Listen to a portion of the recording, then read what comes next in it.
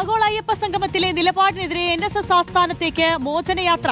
NSS മോചനയാത്ര കർമ്മസമിതിയാണ് ശനിയാഴ്ച പദയാത്ര നടത്തുന്നത്. സുകുമാരൻ നായർ രാജിവെച്ച് ഒഴിഞ്ഞു പോകണമെന്നാണ് ആവശ്യം. അഖിൽ കെ നൽകും വിശദാംശങ്ങൾ. അഖിൽ, എന്തായാലും സർക്കാരിനെ പിന്തുണച്ച NSS നിലപാടിനെതിരെ വലിയ വിമർശനങ്ങളും ചർച്ചകളും ഒക്കെ വന്നിരുന്നു. ഇപ്പോൾ സുകുമാരൻ നായർക്കെതിരെ നിലപാട് കടുപ്പിക്കുകയാണോ? എന്താണ് കൂടുതൽ വിവരങ്ങൾ?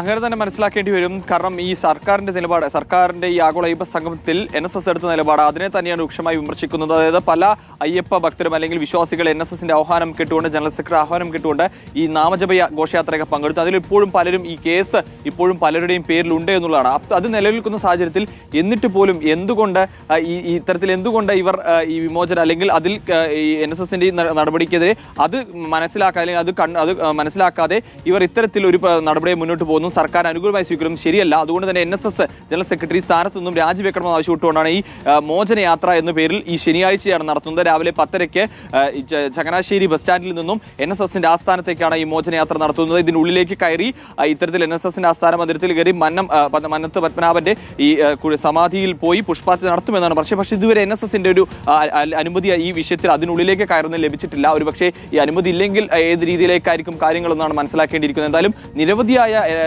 NSS വിശ്വാസികൾ ഇതിൽ പങ്കെടുക്കും എന്നുള്ള ഒരു കാര്യമാണ് സംഘാടനം അറിയിക്കുന്നത്. എത്ര പേർ പങ്കെടുക്കുമെന്ന കാര്യത്തിൽ കൃത്യമായ വ്യക്തത വരുത്തുന്നില്ല.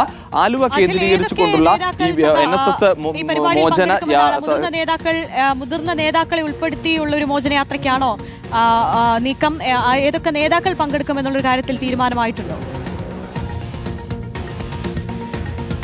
അങ്ങനെ പ്രധാനപ്പെട്ട ഏതെങ്കിലും നേതാക്കൾ ഉള്ളതായി പറഞ്ഞിട്ടില്ല. പക്ഷേ NSSുമായി നോക്കുന്നു. ഇപ്പോൾ നിലവിൽ ഈ പരിപാടിയിൽ പങ്കെടുത്തിരിക്കുന്ന NSSന്റെ തന്നെ ഈ ആലുവ കരയോഗത്തിന്റെ പ്രസിഡന്റാണ് ഒരാൾ പങ്കെടുത്തിരിക്കുന്നത്. മറ്റൊന്ന് ഈ കുറെ കാലമായി NSSുമായി ഈ കേസുമായി ഒക്കെ നടത്തിപ്പോകുന്ന ചില ആളുകളുമുണ്ട്. അങ്ങനെയുള്ള ആളുകളൊക്കെ തന്നെയാണ് ഇതിന്റെ ഭാഗമായി ഇന്ന് വാർത്താ സമ്മേളനത്തിൽ പങ്കെടുക്കുകയും ചെയ്തിരിക്കുന്നത്. എന്തായാലും ഇതുമായി ബന്ധപ്പെട്ട് കൂടുതൽ വലിയ നേതാക്കൾ അല്ലെങ്കിൽ വലിയ ആളുകൾ പങ്കെടുക്കുന്ന കാര്യത്തിൽ വ്യക്തിയില്ല. പക്ഷേ പല കരയോഗങ്ങളിൽ നമുക്കറിയാം, ഒരുപാട് കരയോഗങ്ങളിൽ നിന്നും എതിർപ്പും യോജിപ്പുകളും ഒക്കെ തന്നെ വന്നിട്ടുള്ളതാണ്.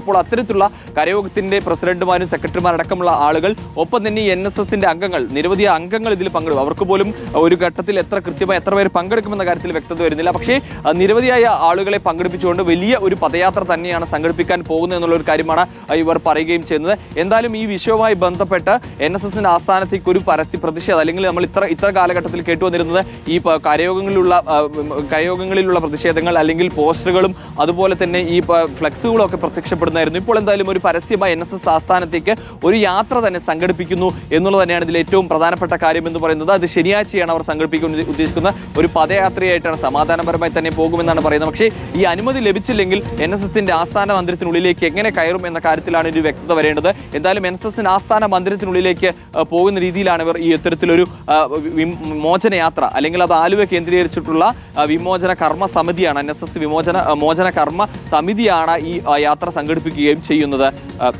ഓക്കെ, എന്തായാലും വിഷയത്തിൽ NSSുമായി ഇടഞ്ഞു നിൽക്കുന്ന വിവിധ കരയോഗം ഭാരവാഹികൾ ഉൾപ്പെടെ പങ്കെടുക്കുമെന്നാണ് അഖിൽ നൽകുന്ന വിവരം.